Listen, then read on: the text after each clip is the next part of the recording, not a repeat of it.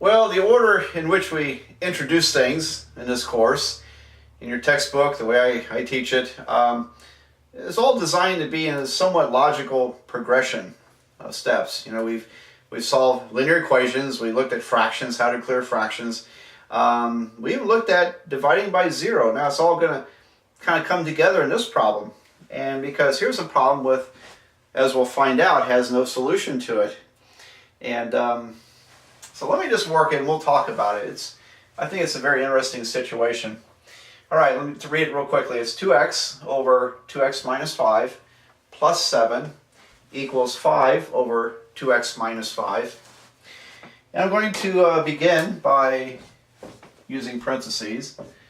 You're going to notice that I use a lot of parentheses in this course in algebra because parentheses group things together. They organize things, and the more organized you are, the fewer mistakes or careless errors you're bound to make. All right, now my common denominator is 2x minus 5. So I'm going to clear the fractions, multiply both sides by 2x minus 5. And, I have to multiply this by 2x minus 5 also, don't I? Because when you multiply the equation by a number or a term, you have to multiply each piece of it. And so even though that's not a fraction, it also has to be multiplied by 2x minus 5 in order to keep the equation in balance. So careful there, this whole number doesn't get any special treatment that way. All right, so we get some nice cancellation here and end up with just the 2x plus 7 parentheses 2x minus 5 equals to 5. Okay, and let's go ahead and finish the problem. I'll distribute through here. 2x plus 14x minus 35 equals to 5. I'm going to combine these terms. I'm going to add 35 to both sides. So again, I will, on simple linear equations, I will skip a step here and there because college algebra students can usually handle it pretty well. There's 16x. Add 35 to both sides, there's 40. And divide by 16. So x is going to equal to what? Well, 40 over 16 will simplify. Let's see, I can divide them both by 8. So if I divide this by 8, it'd be 5 over 2. 5 over 2. So 5 halves is my answer. All right, now I didn't circle it because I know that's actually not the answer to this problem. But why is it not the answer? All right, let's go check this problem.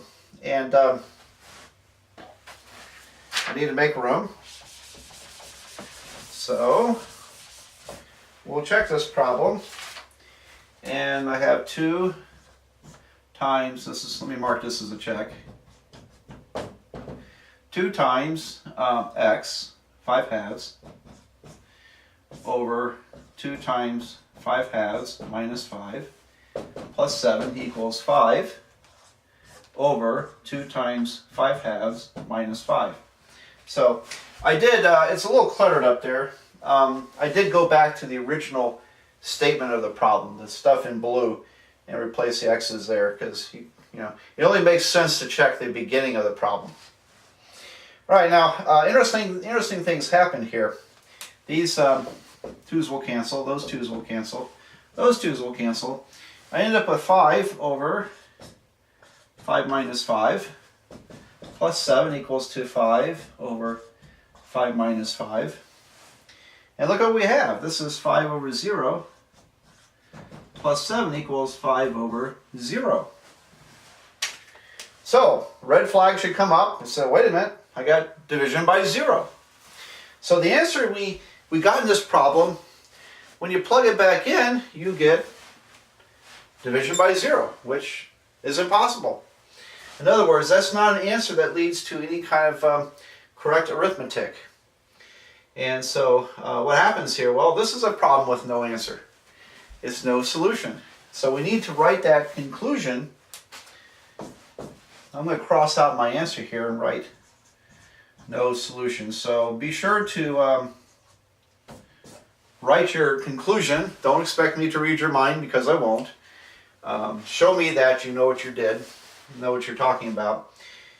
There was division by 0, and so the answer we got was no good. No solution.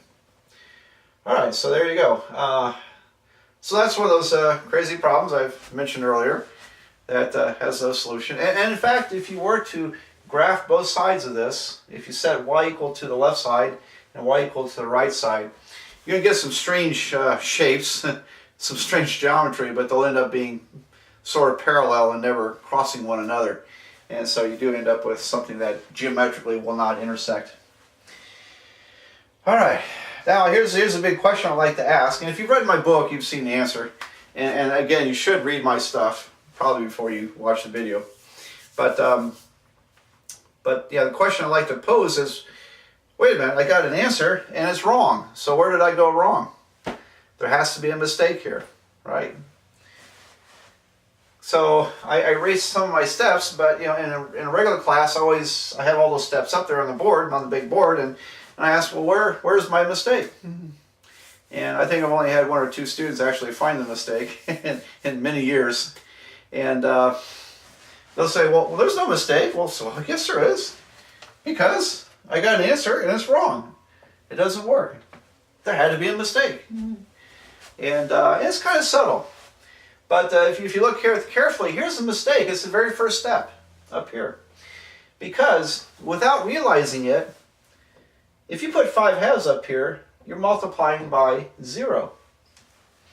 And when you multiply an equation by 0, you're asking for trouble. And so a nice little quick example I'd like to show to illustrate that. What if you had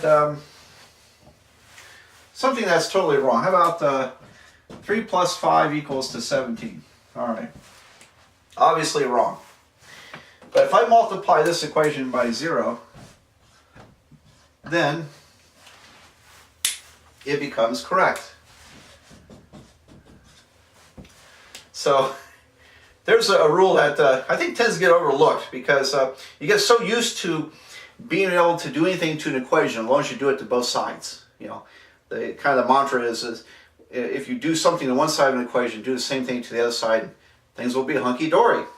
Not quite true. You can't multiply an equation by 0 and expect it to always work for you, because multiplying by 0 can turn a false premise, a false situation, into something true.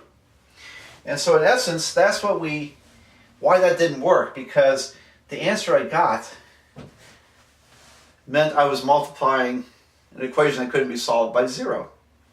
So that's one explanation here. And let me show you I think the other convincing explanation is why this problem has no answer to it. And so I want to start over with it and work it just a different way. So let me see, I'm going to rewrite it.